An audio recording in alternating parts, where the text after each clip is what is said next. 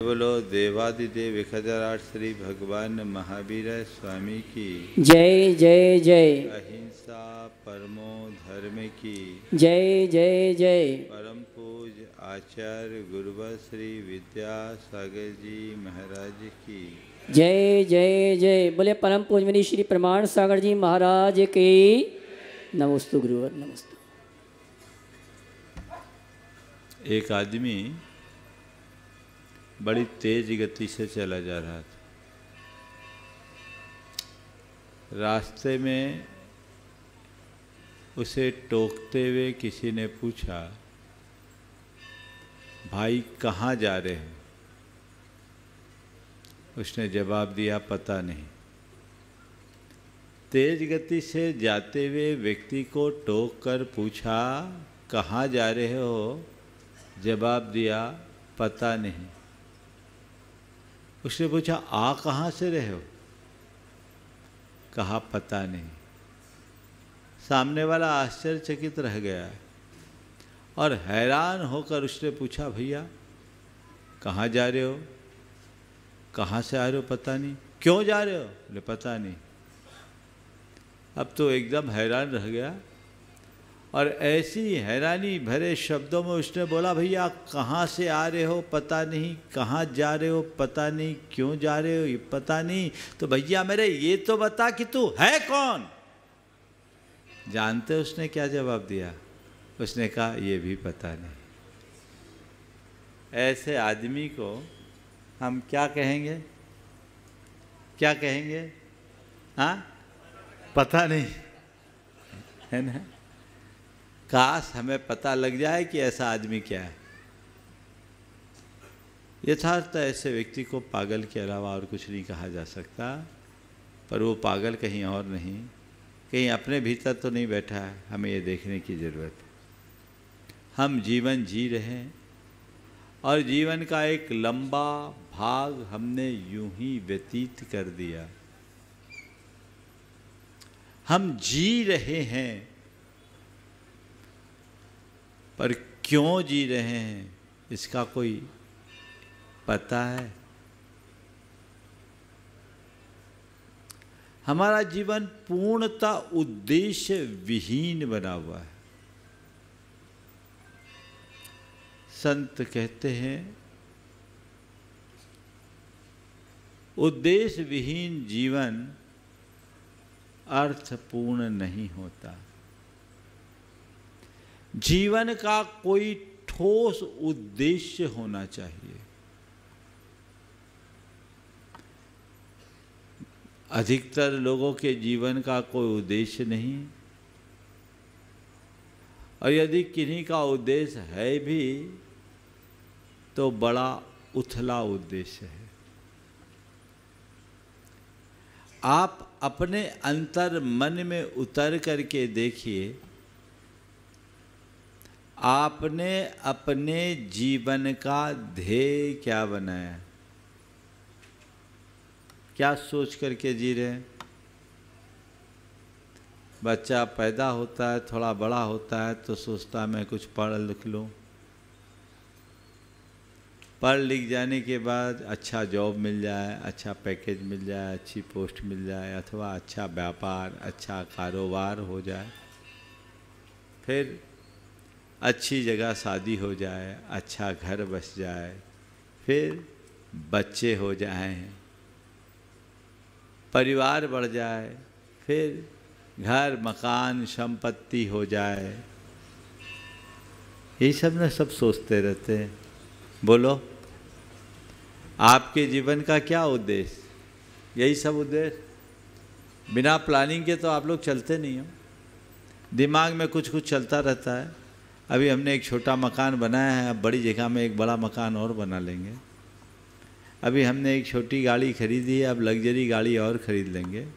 अभी तक एक कारोबार है, अब 2-4 कारोबार और बढ़ा लेंगे। सेकेंड थर्ड स्टेप में हमने ये प्लान कर रखा है। दुनियादारी की बातों के विषय में तो मनुष्य सोचता है, लेकिन अपने विषय में बिल्कुल नहीं सोच पाता। बल्कि मैं ये कहूँ कि सारा जीवन दुनियादारी और गोरख धंधे में ही खो देते हैं। क्या सोच रहे हैं, क्या प्लानिंग है हमारी, और इसका अंत क्या है। बहुत पहले कुछ पंक्तियाँ, किसी की पंक्तियाँ पढ़ी थी, इस जहां में न जाने क्या कार नुमाएं कर गए। इस जहां में न जाने क्या कार नुमाएं कर गए। बीए किया, एमए किया, नौकर हुए, पेंशन मिली और मर गए। यही है ना। पैदा हुए, व्यापार सीखा, धन कमा, बूढ़े हुए।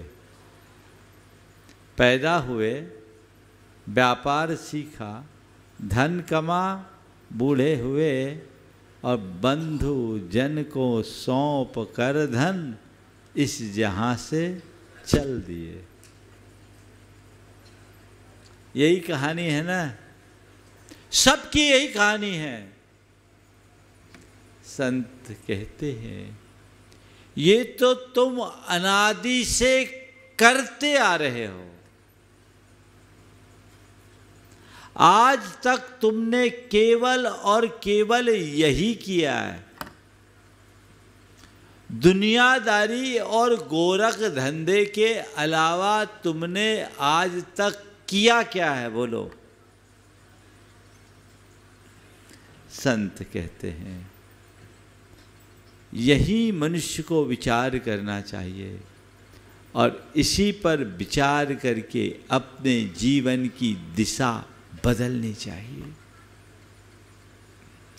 और ये तब संभव होगा जब व्यक्ति अपने आप को पहचानेगा, मैं कौन हूं और मेरा क्या है। अपने आप को पहचाने, अपने आप को जाने, अपने आप को समझे। सबसे बड़ी विडंबना तो ये है कि व्यक्ति खुद से अनजान होकर के जीता है, सतही स्तर पर जीता है। जो दृश्य जीवन को ही सर्वस्व मानता है वह केवल बाहर की व्यवस्थाओं के विषय में सोचता है, और जो दृश्य जीवन से परे अपने अंतस के जीवन को पहचानता है वो अपने जीवन को भीतर से संवारने का प्रयत्न करता है। पहचानो तुम्हारे जीवन का उद्देश्य क्या है। ज़्यादातर लोगों का एक ही ध्येय बन गया है, वह है पदार्थ और पदार्थ जन्य भोग। केवल बाह्य उपलब्धि को ही अपने जीवन का ध्येय बनाना भयानक भूल है। हमें पदार्थ से परमार्थ की ओर देखना चाहिए। चार स्थितियां, पदार्थ, परमार्थ, यथार्थ और अर्थ, चार शब्द हैं। अर्थ, पदार्थ, परमार्थ और यथार्थ। हमारी दृष्टि किस पर? अर्थ पर, पैसों पर। तो पैसा तुम्हारे इस जीवन के गुजारे में थोड़ा साधन बन पाएगा, लेकिन ये तुम्हारे साथ जाने वाला नहीं है। इनसे तुम्हें सुविधाएं मिल पाएगी पर संतुष्टि नहीं मिल सकेगी। ये तुम्हें अनुकूलता दे सकेगा, प्रसन्नता नहीं मिलेगी। ये तुम्हें सामग्री दिला सकेगा, शांति नहीं। जीवन के अब तक के अनुभव को टटोल कर देखिए, पैसे से हमने क्या क्या पाया? बोलो, क्या क्या पाया? पैसा क्या दे सकता है और क्या नहीं, कभी सोचा आपने? हाँ, पैसे से मकान बना सकते हो, आराम नहीं। पैसे से बिस्तर खरीद सकते हो, नींद नहीं। पैसे से भोजन खरीद सकते हो, भूख नहीं।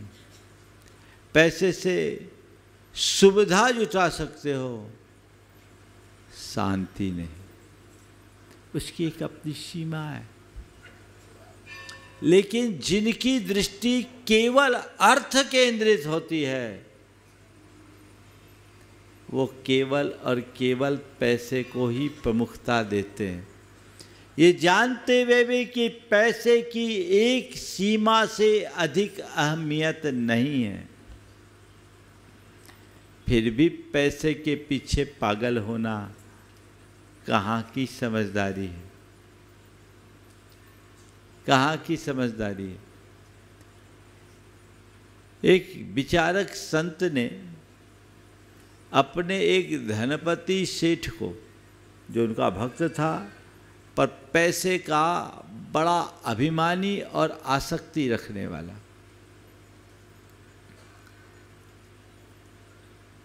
उसने उससे पूछा, ये बता, तुम्हें बहुत जोर की प्यास लगी हो, प्यास के मारे प्राण निकलने को हो,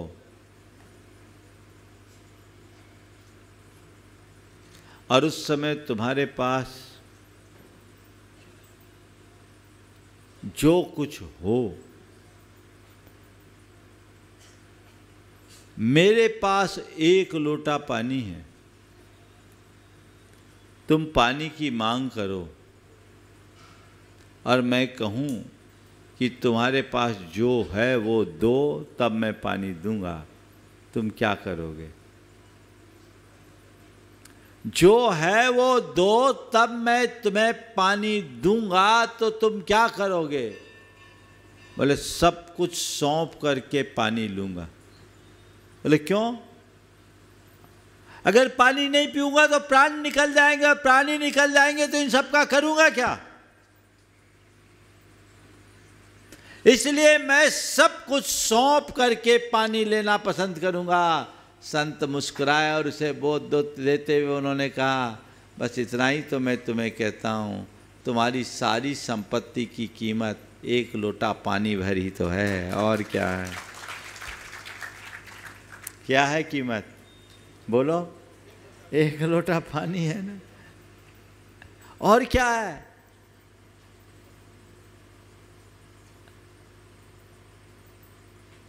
न मेरा 1 होगा न तेरा लाख होगा, न मेरा 1 होगा न तेरा लाख होगा, तेरा भी राख होगा, मेरा भी राख होगा, सब कुछ खाक होगा, है ना? समझो तो क्या करो? अर्थ को जीवन निर्वाह का साधन मानो और उसे परमार्थ में नियोजित करो, ताकि अनर्थ से बचा जा सके। पैसा पाके 4 स्थितियां बनती। एक शक्ति, दूसरी आसक्ति, तीसरी भक्ति और चौथी विरक्ति। क्या बताया? पैसे को पाकर 4 स्थितियां: शक्ति, आसक्ति, भक्ति और विरक्ति। पैसा पाया और वो उसके अंदर गुरूर आ गया, वो उसे अपनी शक्ति मान बैठा, उसे अपनी ताकत मान बैठा। तो वो प्रायः अपने पैसे से रुआब झाड़ता है, पैसे को ही अपनी बहुत बड़ी ताकत मानने का भ्रम पालकर अभिमानी बन जाता है। ऐसा व्यक्ति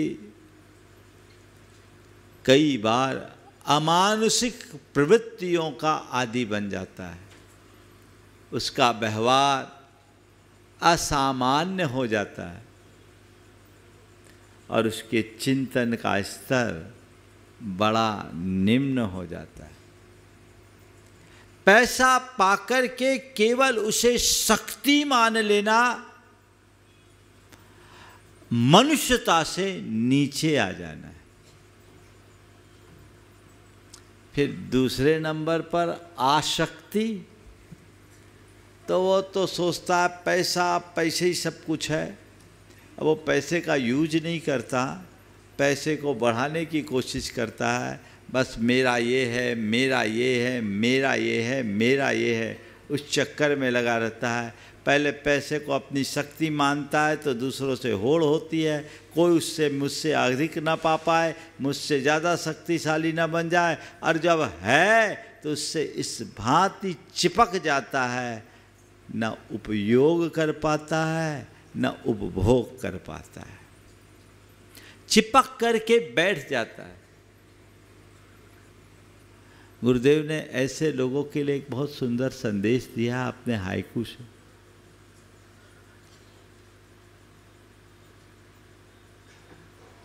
कुंडली मार कंकर पत्थर पे क्या मान बैठे,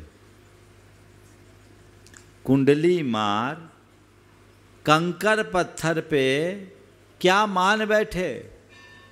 हाइकू एक कविता होती है जो 3 पंक्तियों की होती है, जिसमें पहले 5 अक्षर, दूसरे में 7 अक्षर और तीसरे में 5 अक्षर। गुरुदेव के सैकड़ों हाइकू और बहुत गहरे बोधप्रद। वो कह रहे कुंडली मार कंकर पत्थर पे, जिन्हें तुमने धन पैसा संपत्ति मान रखा है, वो कंकर पत्थर ये छूट जाना है। क्या मान करके बैठे हो, साथ लेकर के जाओगे। लेकिन मनुष्य की आसक्ति उसे ऐसे ही उलझा के रखती है, तो ये कोई काम में नहीं आता, उसे यूं ही रखता, बर्बाद कर बैठता है। जीते जी पैसे के पीछे परेशान होता है और मरणोपरांत भी अपनी दुर्गति कर लेता है। शक्ति और आसक्ति दोनों त्याज्य है, वर्ज्य है, हमारे लिए अहितकर है। तीसरा चरण है भक्ति, जो उपादेय है, आलंबनीय, अनुकरणीय है। अगर तुम्हारे पास अर्थ है, तुम्हारे पास पैसा है, तो तुम भक्ति में लगो, प्रभु की सेवा में लगो, श्रद्धा भाव से समर्पित हो जाओ, तुम्हारे जीवन का कायाकल्प हो जाएगा। जिसके मन में भक्ति होती है उसके जीवन में विनम्रता भी आ जाती है, उसके व्यवहार में शालीनता भी हो जाती है, वो चीज़ों को परमार्थ में नियोजित कर देता है। बंधुओं, हमारे भारत की परंपरा की विशेषता देखो, कोई चीज़ जब आप स्वयं भोगते हो और दूसरों को दो तो उसे जूठन माना जाता। बोलो, कुछ खा लो और किसी दूसरे को दो तो जूठन है ना, हाँ? और उसे ही अगर अपने इष्ट को अर्पित करके बांटा जाए तो क्या हो गया? बात समझ में आ रही है? अपनी संपत्ति का निजी स्तर पर भोग करोगे तो वो जूठन है, और परमार्थ से जोड़ करके करोगे तो प्रसाद है। जूठन को प्रसाद बनाइए। शक्ति और आसक्ति से ऊपर उठकर भक्ति में रम जाइए। ये जीवन का मर्म है और यही हमारा धर्म बनना चाहिए। और चौथी स्टेज है विरक्ति। पैसा है लेकिन मेरा नहीं है, उसमें रंच मात्र आसक्ति नहीं, ये तो हाथ का मैल है, आज संयोग से मेरे पास है, कल रहे न रहे, मेरा तो एक परमाणु भी नहीं है, संयोग से मेरे पास है पर मेरा नहीं है। स्वामित्व का भाव नहीं, कस्टोडियन बन करके जीना, मिल्कियत के साथ नहीं। यदि पैसा पाकर ऐसी विरक्ति के संस्कार आ गए तो तुम धनाढ्य हो जाओगे, धनांध नहीं बनोगे। दो स्थिति है, एक धनाढ्य होने की और दूसरा धनांध होने की। दोनों के पास पैसा होता है। धनांध के पास पैसा हो सकता अपेक्षाकृत कम भी हो, पर उसको धन का अभिमान और आसक्ति ज्यादा। जो शक्ति और आसक्ति में जीते हैं वो धनांध होते हैं। उन्हें अपने पैसे का बड़ा गुरूर होता है और उस गुरूर में और किसी का मूल्य ही नहीं आंकते। धन के साथ आसक्ति और अभिमान मनुष्य को धनांध बनाकर उसका अधः पतन करते। लेकिन दूसरा स्तर है धनाढ्य, जो धन पैसे को पाने के साथ उदारता से संपन्न हो, वो धनाढ्य है। जिसके पास धन होने के साथ उदारता है वही धनाढ्य है, और धनाढ्य है उसका ही जीवन धन्य है। ध्यान रखो, धन पाए हो, उदार बनो, जीवन को धन्य करो, अन्यथा एक दिन तुम्हारा निधन तय है। निधन तो होना ही है ना, उसमें कोई संशय है? चलो जाओगे एक दिन तो मरना ही है, उसका कोई ठिकाना नहीं। तो तुम धन संपन्नता के साथ साथ उदारता को आत्मसात करो, और ये उदारता तभी होगी जब अंदर से विरक्ति के संस्कार होंगे, जो तुम्हारे मन में वो अनुरक्ति नहीं होने देगी। ठीक है, आज पैसा है, कल रहे न रहे, उस तरीके से जीवन जियो। मेरे संपर्क में एक ऐसे सज्जन है जो पैसे के बाद भी विरक्ति की प्रतिमूर्ति, भारत में नहीं रहते, मोंटे कार्लो में रहते हैं। मोंटे कार्लो दुनिया के रईसों का देश है, बहुत छोटी सी आबादी है और सब अरब खरबपति हैं। वो व्यक्ति जब मेरे संपर्क में आए, नियमित मुझे सुनते हैं, अभी भी सुन रहे होंगे। उन्होंने पहली बार आने के बाद मुझसे कहा, महाराज चैनल के माध्यम से आपको सुना, मेरे जीवन की दिशा बदल गई। अब आपके चरणों में आया हूँ, अभी तक मैंने बंद किया, अब निर्जरा करना चाहता हूँ, निर्जरा के मार्ग में रखता हूँ। और आप सब सुन के आश्चर्य करोगे, उस व्यक्ति का पूरा जीवन बदल गया और उन्होंने अपने भोजन पानी, रहन सहन सब में परिवर्तन कर दिया। उनने भोजन के संबंध में एक दाल और 2 सब्जी तक अपने को सीमित कर लिया, और कपड़ों के संदर्भ में 5 जोड़ी गर्मी के और 4 जोड़े सर्दी के कपड़े तक अपने आप को सीमित कर लिया। ऐसा व्यक्ति जो रोल्स और विंटले कार को मेंटेन करता है, जो आदमी हजारों करोड़ का धनी है, वह भी ऐसी विरक्ति में जीता है। और उस व्यक्ति ने मुझसे कहा, महाराज मैं मानता हूँ ये पैसा अपना है कहाँ जो मैं उसके प्रति राग करूँ, मेरी कुछ टेक्निकल समस्याएं हैं, महाराज जिस दिन पूरी होगी संतान को जो सौंपना है सौंपूंगा, और बाकी सब परमार्थ में नियोजित करना चाहता हूँ, आप आशीर्वाद दें। बहुत बिरले लोगों में ऐसा भाव होता है, ऐसे लोग भी। तो शक्ति और आसक्ति से मुक्त होकर भक्ति और विरक्ति के संस्कार जगाइए, तब अर्थ पाएगा, वो सार्थक होगा, अन्यथा अनर्थ बन जाएगा। दूसरी बात पदार्थ की है। पदार्थ क्या है? अंतहीन मृग तृष्णा में दौड़ाने वाला, भटकाने वाला सबल कारक।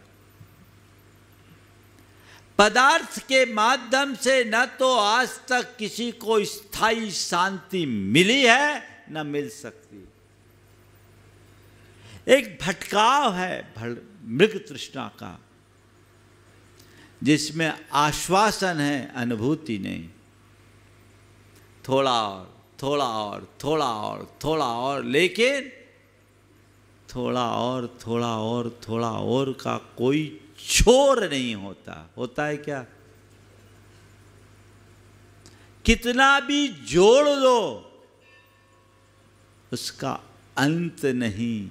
ये अनुभूत सत्य है कि नहीं? बोलो, हाँ, है ना? तो इस सत्य को पहचानो, यही यथार्थ है।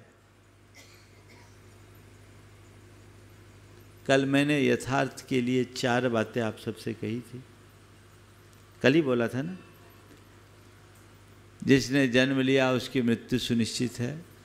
न हम कुछ लेकर आए हैं, न लेकर जाएंगे, न कोई हमारा है, न हम किसी के हैं, और जो हम करेंगे वही भरेंगे। ये यथार्थ है ना। जिस दिन इस यथार्थ को आत्मसात कर लोगे, जीवन परमार्थ से जुड़ जाएगा, और जिस दिन परमार्थ से जुड़ोगे, उसी दिन तुम्हारा जीवन सही अर्थ पाएगा, जीवन सार्थक हो पाएगा। पदार्थ का व्यामोह छोड़ना है तो परमार्थ से जुड़ो, और परमार्थ से जुड़ना है तो यथार्थ को पहचानने की कोशिश कीजिए। ये अंतर में घटना चाहिए। यदि ये सब कुछ घटित हो गया तो हमारा जीवन धन्य हो गया, ऐसा समझना चाहिए। लक्ष्य बनाइए, मुझे परमार्थोन्मुखी बनना है। घनश्याम दास बिरला भारत के बड़े धनपति। भारत में 2 ही नाम याद किए जाते थे, टाटा और बिरला। दोनों ने व्यावसायिक जगत में अपना परचम फहराया, लेकिन इसके साथ साथ ये धार्मिक भी थे। घनश्याम दास बिरला ने अपने बेटे बसंत बिरला को एक पत्र लिखा था, कुछ वर्षों पहले वायरल हुआ। मेरे पास उसकी ओरिजिनल प्रति भी है। आप लोगों को याद है उसमें उन्होंने क्या लिखा था? आज के संदर्भ में मैं उसे इस भाव से सुनाना चाहता हूँ कि आज की पीढ़ी भी अपनी संतान को ऐसी सीख और प्रेरणा दे सके। उस पत्र का जो मजमून था और विवरण था, उसे देखकर कोई कह नहीं सकता कि एक उद्योगपति पिता अपने उद्योगपति युवा पुत्र को लिख रहा है। उस पत्र में जो कुछ है उसे देखकर तो यही लगता है कि जैसे कोई संत अपने उद्योगपति भक्त को संदेश दे रहा है, उपदेश दे रहा है। क्या लिखा? चिरंजीव वसंत, यह पत्र मैं तुम्हें लिख रहा हूँ। ध्यान से पढ़ना और मनन करना, अनुभव की बातें लिख रहा। हमारे पास जो धन है, अच्छे साधन है, ये सब जनता की धरोहर है। इसे अपने लिए कम सेवा कार्य में उपयोग करना ध्यान रखना, भरत ने सेवा की थी और रावण ने उसका उपभोग किया था। धन सदा रहने वाला भी नहीं है, इसलिए इनका सद्व्यय करना, इन्हें संतान को न सौंपना, इन्हें जनता के हित में लगाना। सबसे पहली बात, हमारे पास जो धन है, अच्छे साधन है, उसका सेवा के कार्य में उपयोग किया जाए तब तो ठीक, अन्यथा ये शैतान की औजार है।